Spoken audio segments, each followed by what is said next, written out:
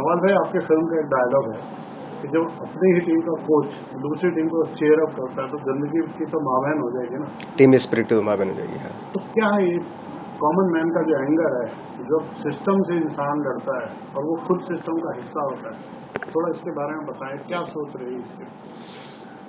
I think इस तरह के रेयर लोग होते हैं जो सिस्टम को चैलेंज करते हैं अकेले रह के, बिना किसी की मदद के, ये एक्सपेक्ट किए बिना के। ऑफ कोर्स अगर देखें आप तो कोस्टाव की खुद की लड़ाई थी और सिस्टम से लड़ाई थी, और उसने एक सही कॉज के लिए फाइट किया और बाद में उसके साथ लोग भी हुए, ऐसी बात नहीं, बट लेकिन उसके चक्कर में उसने काफ़ी सेक्रीफाइस भी हुआ, उसके अपनी फैमिली के साथ हुआ, ये वो जॉबलेस हो गए और कैसे उनको मुंबई शिफ्ट कर दिया, डेस्क पे बैठा दिया गया, ये वो सारी चीज़ें हुई। तो एक ऑफिसर को अगर इस तरह की चीज़ें मिलती हैं तो ऑफकोर्स कहीं ना कहीं उसका इंटरनल जो अलाइनमेंट है वो हिल जाता है। कुछ तैयारी बड़ी सोच समझ की और क्योंकि मैं उनसे मिला भी था शूटिंग होने से पहले, हम लोग मिले उनसे, उनको जब वो बैठे रहते थे बातें करते थे तो उनको ऑब्जर्व करता था मैं।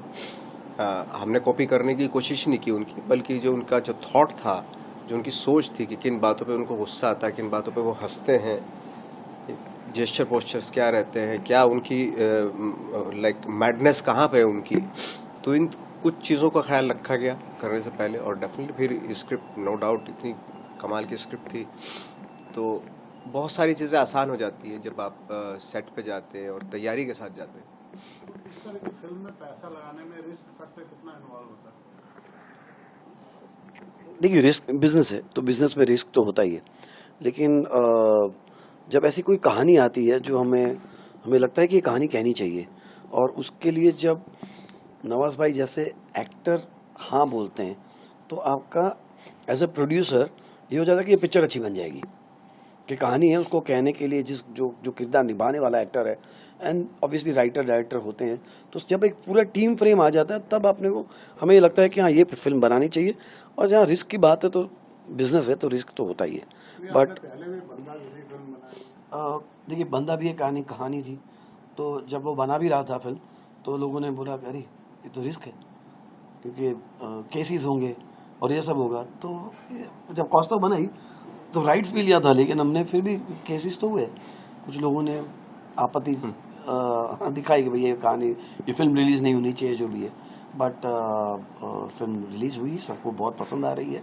एंड जैसे मैंने कहा कि वो कॉमन मैन की लड़ाई थी, वो कस्टम ऑफिसर हो सकता था, पुलिस ऑफिसर हो सकता था, कोई भी, वो प्रोफेशन अलग था, लेकिन एक्चुअली लड़ाई थी। हर कॉमन आदमी क्या चाहता है? सेल्फ रेस्पेक्ट, फैमिली की रेस्पेक्ट और सोशली एक रेस्पेक्ट, ये तीनों चाहता है। कोस्टा फर्नांडिस का भी यही था कि उसकी फैमिली उससे प्यार करे, उसको एक रेस्पेक्ट मिले, और वो जो काम कर रहा है उसमें उसका एक नाम बने और रेस्पेक्ट बने उसको। तो उसने कुछ गलत नहीं सोच रहा था, लेकिन वो इतना इनटू द जॉब था, पैट्रियोटिक था अंदर से, कि वो एक तरफा कहीं ना कहीं फैमिली पीछे रह गई। और इसलिए उसमें डायलॉग है कि हर आदमी को चाहिए कि वो ऑफिसर करप्ट नहीं हो, ब्रेव हो, लेकिन अपने घर पे नहीं हो, किसी और के घर, बाजू वाले के घर पे हो। तो आई थिंक ऐसी ये एक कहानी है उस कोस्टा फर्नांडिस की, और जो नवाज भाई ने किरदार उतारा है स्क्रीन पे, आप वो जीवित कर दिया उसको। क्या बेस्ट कॉम्प्लीमेंट क्या मिला अभी तक? तो काफ़ी लोग बोलते थे, बट जो जिस तरीके से लिखा गया फिल्म के बारे में या परफॉर्मेंस के बारे में, उससे खुशी होती है और एक मोटिवेशन मिलता है कि आने वाले वक्त में आप उसी ज़ील के साथ काम करेंगे। उसकी स्पेशल स्क्रीनिंग पे बेटी को भी लेके गए थे आप जी। बिटिया को कैसी लगी फिल्म? बिटिया को अच्छी लगी, और डेफिनेटली मैं इसीलिए लेके गया क्योंकि वो फिल्म देखने लायक है, फैमिली के साथ देखने लायक फिल्म है। और स्पेशली मैं इसलिए भी लेके गया क्योंकि मोटिवेट करती है, राइट और रॉन्ग के बारे में बताती है, और एक ब्रेवरी और ऑनेस्टी। चूँकि फिल्म ऐसी है तो मेरे ख्याल से सब बच्चों को देखनी चाहिए ये फिल्म, ताकि उनके आने वाले वक्त में एक सही किरदार अपनाए वो लोग, आजकल के बच्चे, कि मुश्किलों के दौर से गुजर के एक वक्त जब मिलता है आपको, जो आज कोस्टा फर्नांडिस है, प्राउड फील कर रहे हैं वो वक्त लगता है उसके लिए। वो ब्रेड मतलब वो ऐसी नहीं कि इमीडिएटली कोई चीज़ करके आपको मिल जाती, वक्त लगता है उसके लिए। और थोड़ा पेशेंस रखने की ज़रूरत है कि अच्छे काम करो और अच्छे काम का जो फल है वो थोड़ा लेट मिलता है, लेकिन जब मिलता है तो बहुत मीठा होता है। नवाज भाई, आज हमारे ऑडियंस बहुत दूर हो रही है थिएटर से। पहले जैसे क्राउड में लोग आते थे, भीड़ में आते थे, उसका पर्सनल तौर पे आप क्या कारण समझते हैं? क्यों पब्लिक थोड़ा पीछे हो गई सिनेमा से? क्या OTT इसकी वजह है या कोई? आई थिंक मुझे लगता है 3-4 रीज़न है। एक तो बहुत महंगा टिकट है, आम आदमी अफोर्ड ही नहीं कर सकता उस चीज़ को। दूसरा, हाँ जैसे आपने कहा OTT आ गया है, ये वो सब हो गया है, बट अच्छी फिल्म जब आती है तो लोग देखते हैं, ऐसी बात नहीं है। बट आई थिंक ये 2-4 तो रीज़न बहुत ही स्ट्रॉन्ग रीज़न है। टिकट वीट का बहुत महंगा वो है।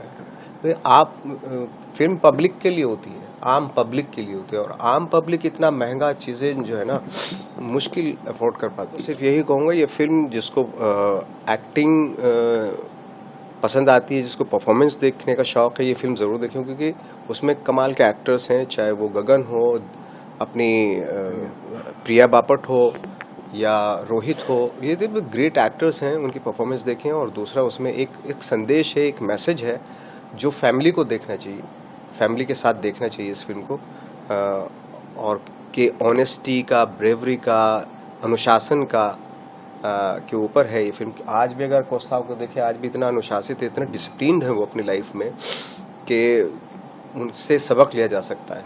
तो इस लिहाज से इस फिल्म को देखना। कॉमन एंग्री यंग मैन दिखाई देता है, ऐसा किसी और ने बोला आपको कभी? अभी जब फिल्म की स्क्रीनिंग हो रही थी तो हुसैन दलाल ने बोला था कि मुझे दीवार और ये वो सारी फिल्में याद आ गई नवाज भाई आपके परफॉर्मेंस देख के। ऐसा गुड कॉम्प्लीमेंट, अच्छा है गुड कि अगर आपने बहुत सही पकड़ा, कॉमन एंग्री यंग मैन, बहुत अच्छा टाइटल है। तो अच्छा टाइटल है बहुत ही, क्योंकि सिस्टम से हमेशा आम आदमी ही दुखी होता है, एग्जैक्टली, कॉमन मैन त्रस्त होता है। बिल्कुल बिल्कुल। और जो उसकी परेशानियों को पर्दे पे जिएगा वो रिलेट तो करेगा, बिल्कुल रिलेट करता है, बिल्कुल बिल्कुल, यू आर राइट। आप ऐसे ही अच्छा काम करते रहिए, हमें और बढ़िया बढ़िया फिल्में दीजिए। विनोद जी, आपका thank you, thank you very much.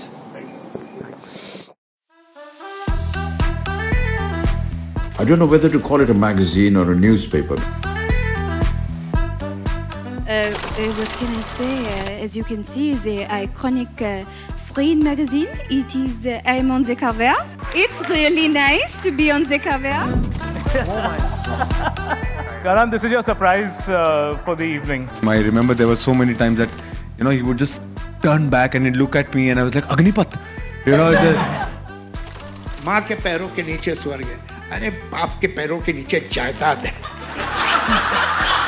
गीत एंड आदित्य का अभी ब्रेकअप हो रहा है, फ्रस्ट्रेट हो गए हैं वो दोनों एक दूसरे से, है ना। आदित्य बोल रहा है ये अपनी आपकी खुद की फेवरेट है, कौन झेल सकता है इसे।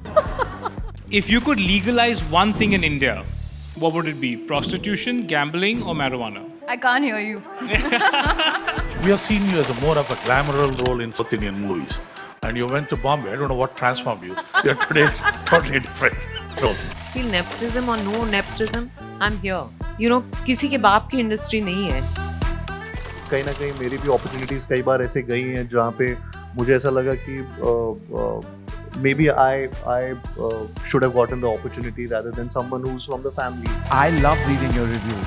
When you really love something, you genuinely have, you know, and that means a lot.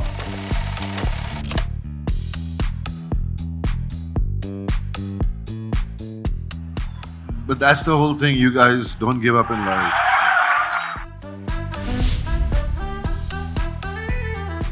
I wish you all the very best. May Screen digitally prosper.